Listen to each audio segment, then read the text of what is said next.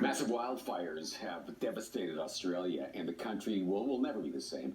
And as crews continue to fight the fires, some people in our city with ties to Australia are getting together to raise money for communities and wildlife affected by the fires. And joining us with all the details, Luke and Rowan. Good morning, gentlemen. Good morning. Thank you for getting up really early, making the trek in here today. Thanks, So before we get into the event itself, and of course the necessity for an event like this, Rowan, why don't you tell us about the status of the fires as they stand now? Yeah, so just based on the current status of the fires, it's been since September last year, 25.5 million acres have been burned.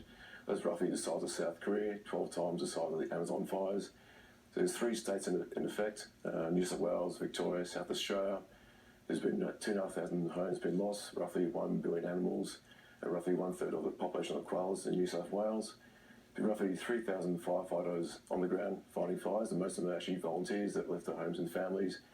160 evacuation centres being set up, and yeah, it's some stats for the fire. Yeah, it's just horrific. Obviously, both of you have connections to Australia, not necessarily in those regions, because you have to remember Australia is just a huge continent. But tell us about your connections there and what this means to you, Luke. My family is city dwellers, so we haven't had direct involvement, but a lot of friends and family, friends of friends. There's been a lot of loss of property. Thankfully, don't know anyone that had loss of life. We've had 30 people die to this point in the country, another 3 last night from American firefighters, I guess, who their plane went down while they're doing bombing, water bombing. So yeah, that was quite upsetting. So Rowan, when did it occur to you that maybe you should do something about this?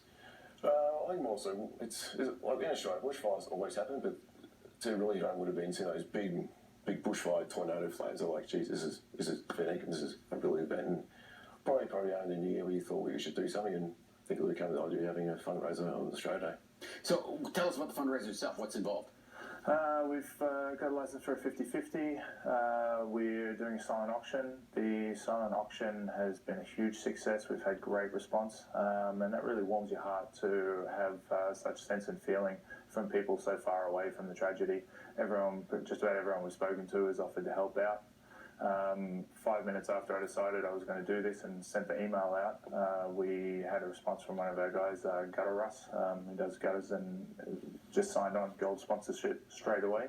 And the guys at Modern Auto Body, they had their Christmas party and had a toonie bar instead of free drinks just to raise money and come on a second gold sponsor. So the response has been absolutely fantastic. Well, we should mention, though, that you're involved in Australian rules football, which, as we were saying beforehand, is kind of like the equivalent of hockey here. This is something you start playing at a very young age there. So you've got the whole gang involved in this. You've got how many people are involved in your organization? So about 50. Yeah, there was actually a club ski trip organised this weekend beforehand, so we're missing a lot of our key people. But yeah, we're still going to have a great turnout.